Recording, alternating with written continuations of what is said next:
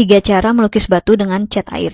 Pertama-tama belajar bikin bentuk-bentuk yang tidak beraturan seperti ini, bebas pakai warna apa aja. Aku pakai warna coklat yang kucampur-campur dari warna primer. Lalu bentuk-bentuk tadi belajar juga untuk disatukan seperti ini. Lalu tinggal sapukan cat yang ada, dan kemudian tambahkan warna gelap di bawahnya sebagai bayangan. Ini aku pakai warna biru. Dan untuk highlight atau bagian yang terkena matahari, tinggal kita lifting dengan kuas kering, atau bisa juga pakai tisu. Untuk yang kedua, aku bikin tekstur dengan garam. Jadi garam ditaburi saat catnya masih basah. Tunggu sampai kering, kemudian garamnya bisa dihapus dan jadinya seperti ini. Terakhir pakai krayon yang dari wax, lalu tinggal disapukan secara random, kemudian sesudah itu tinggal sapukan cat, nanti krayonnya akan resist dan membentuk kayak tekstur seperti ini.